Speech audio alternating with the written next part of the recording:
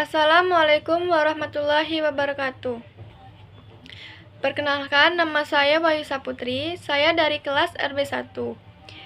Di sini saya akan menjelaskan tentang materi penentuan kurs valuta asing dan pasar valuta asing. Pasar valuta asing.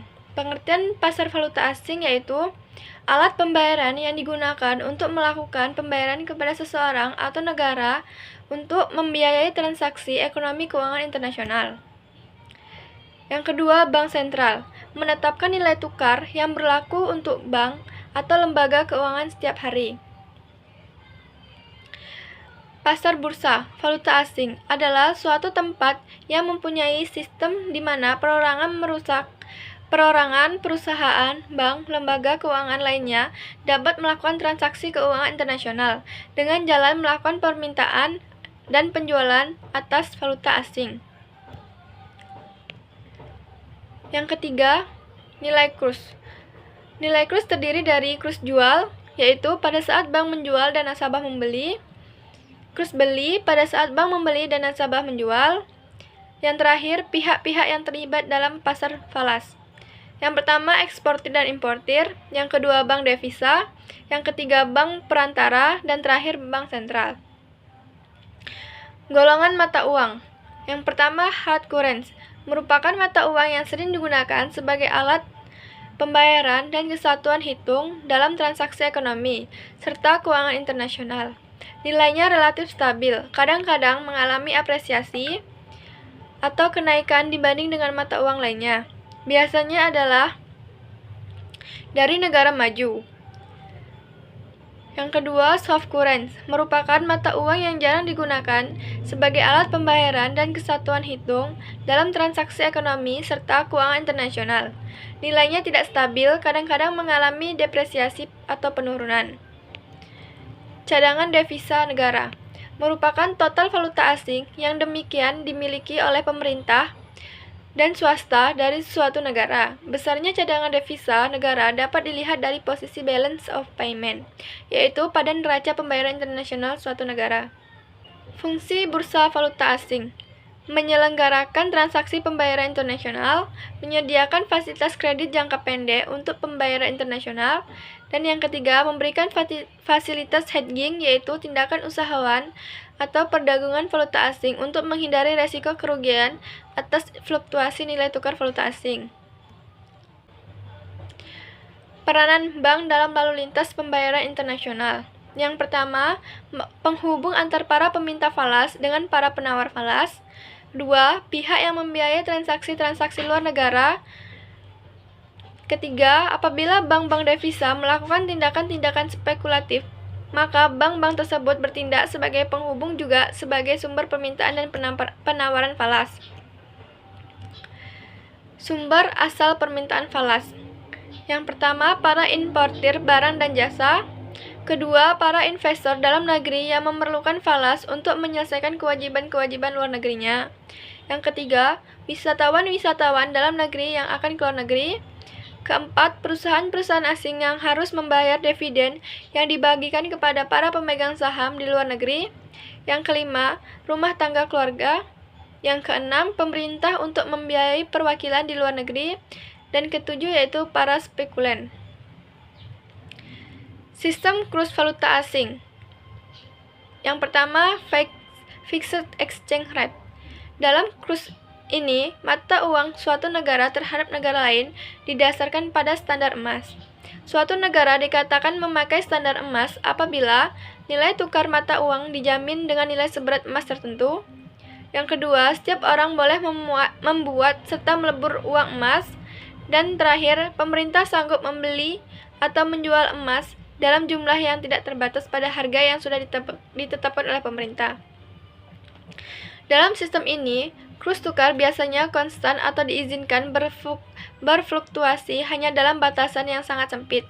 Jika kurs tukar mulai bergerak terlalu besar, maka pemerintah akan melakukan intervensi untuk menjaganya tetap dalam batasan yang diizinkan. Dalam sistem standar emas, kurs falas hanya berubah-ubah di dalam batas-batas yang ditentukan oleh ongkos angkut emas. Kedua, floating exchange rate.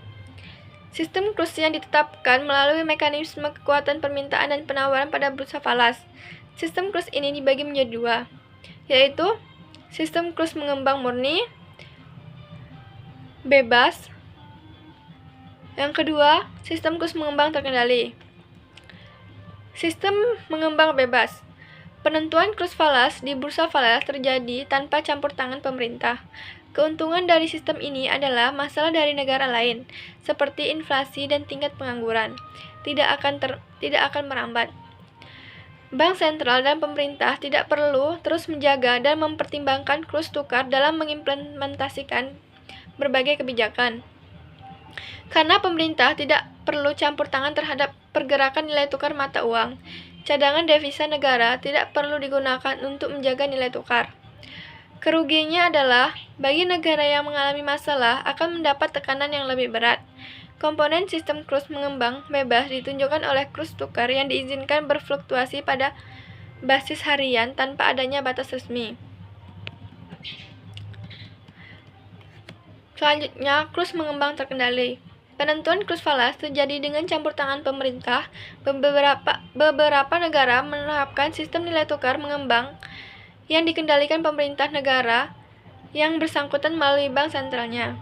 Dalam sistem nilai tukar mengembang terkendali, negara-negara yang menerapkan cenderung melakukan intervensi kapanpun pasar menjadi tidak terkendali, atau ketika tingkat kurs terlibat jauh dari tingkat harga perdagangan dan tingkat historis nilai tukar yang layak. Keunggulan sistem ini yaitu penyempurnaan. Sistem mengembang bebas bagi negara yang tidak ingin nilai tukarnya terus merosot. Dengan adanya intervensi pemerintah, nilai tukar mata uang tidak terus menurun, meskipun sebenarnya keadaan perekonomian negara tersebut belum naik. Yang ketiga, Pegged Exchange Rate System. Sistem nilai tukar ini ditetapkan dengan cara mengaitkan nilai tukar mata uang suatu negara dengan nilai tukar mata negara lain dengan jumlah tertentu. Contohnya, mata uang beberapa negara Afrika yang dikaitkan dengan mata uang Prancis. Baiklah, selanjutnya penentuan kurs mata uang. Valuta asing atau falas adalah mata uang asing atau alat pembayaran lainnya yang digunakan untuk melakukan atau membiayai transaksi ekonomi keuangan internasional dan mempunyai catatan kurs resmi pada bank sentral. Sistem nilai tukar mengembang bebas. Akibat adanya tekanan depresiasi yang semakin meningkat dan untuk mengamankan cadangan devisa yang terus berkurang, pemerintah menghapus rentan intervensi.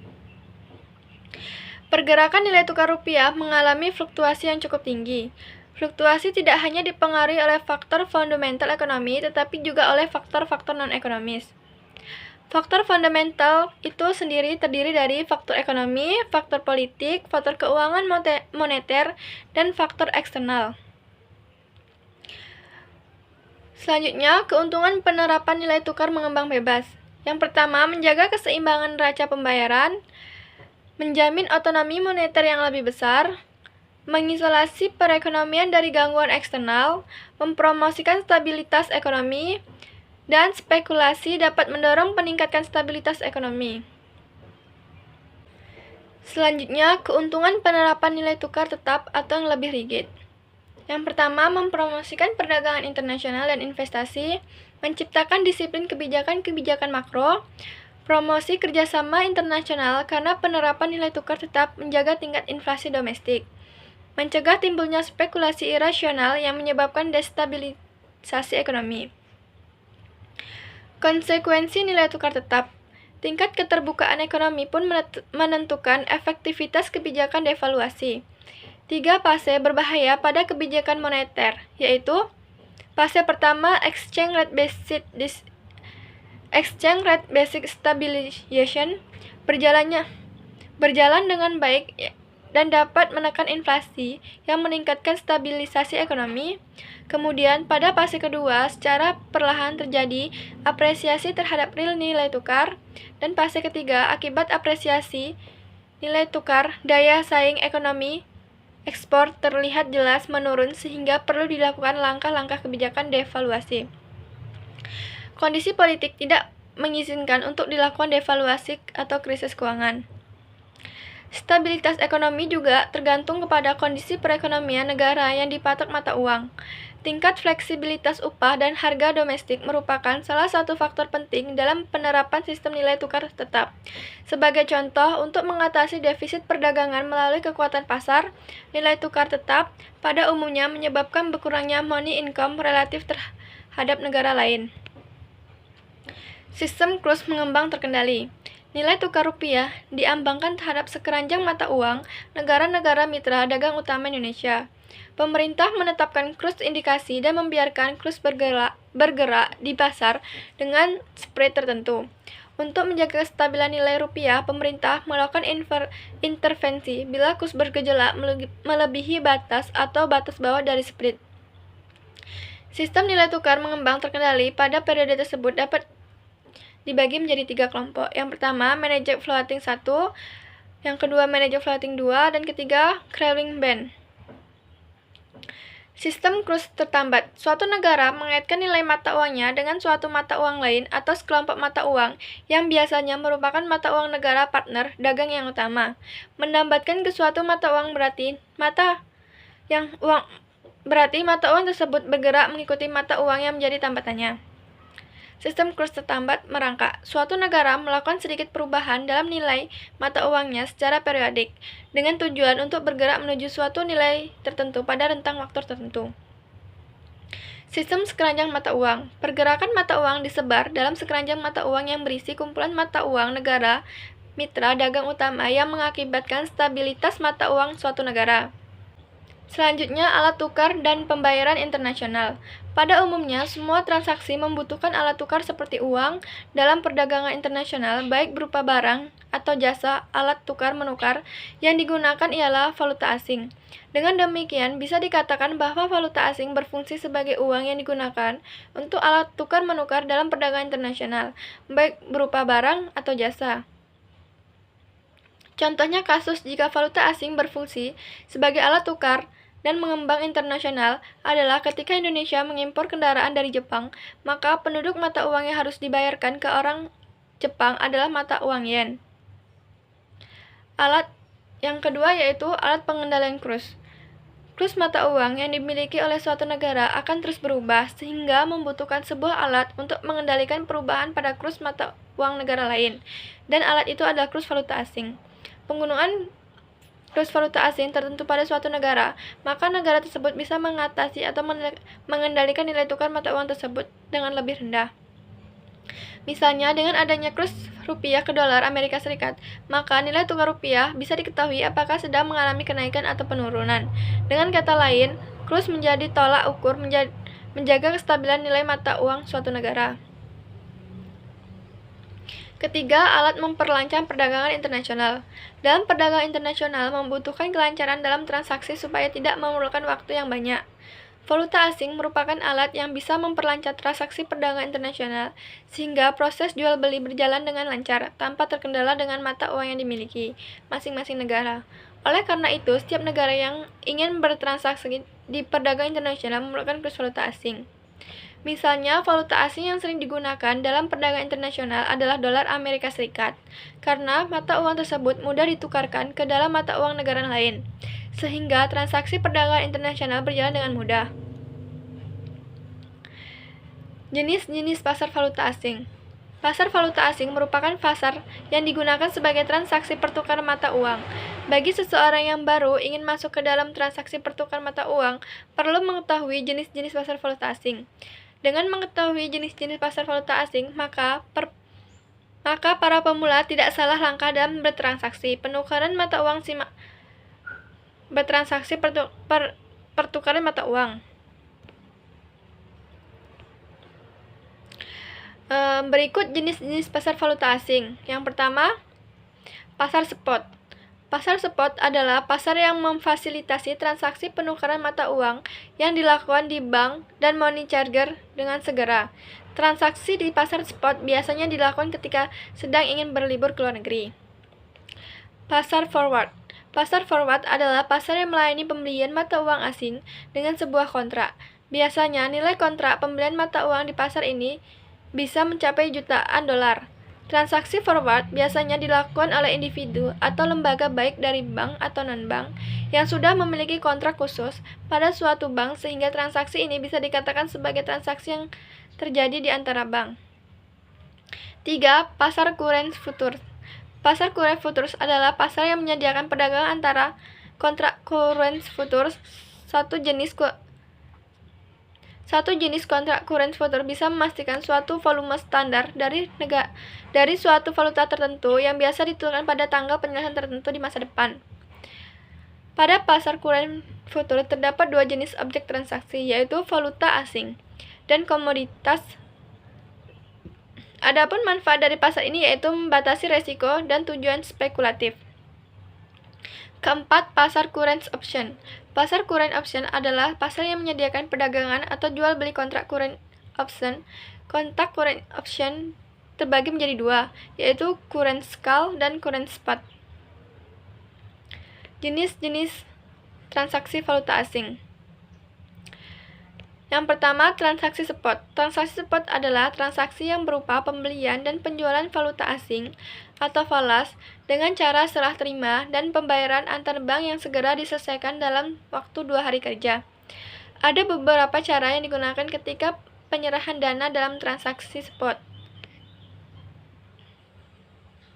Kedua, value today.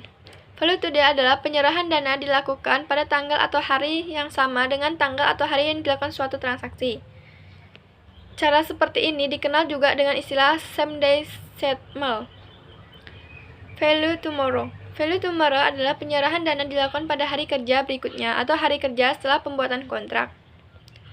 Value spot. Value spot adalah penyerahan dana dilakukan dengan 2 hari kerja setelah tanggal terjadi transaksi.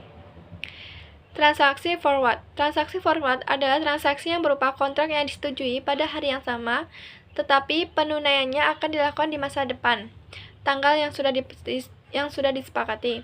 Karena hal itulah transaksi ini disebut juga transaksi berjangka. Secara sederhana, ketika melakukan transaksi forward, close akan ditetapkan pada waktu kontrak dilakukan, tetapi pembayaran dan penyerahannya akan dilakukan pada kontrak yang telah jatuh tempo. Selanjutnya yaitu transaksi swap. Transaksi swap adalah suatu transaksi yang melibatkan kontrak pembelian dan penjualan valuta asing dengan menggunakan harga spot yang sudah dikombinasikan dengan transaksi pembelian dan penjualan valuta asing yang sama dengan harga forward. Selanjutnya, transaksi option. Transaksi option adalah suatu kontrak yang dipakai untuk mendapatkan hak dalam upaya untuk pembelian atau penjualan sejumlah valuta asing pada harga, rentan waktu, dan tanggal akhir tertentu. Baiklah, sekian penjelasan dari saya. Di sini saya akan menyampaikan kesimpulannya, yaitu bagi suatu negara yang ingin melakukan transaksi dalam perdagangan internasional, baik itu impor ataupun ekspor, memperlihatkan kurs valuta asing. Sedangkan bagi perorangan, jika ingin melakukan transaksi penukaran nilai mata uang pada forex, perlu mengetahui jenis-jenis pasar valuta asing. Sekian, saya ucapkan terima kasih. Wassalamualaikum warahmatullahi wabarakatuh.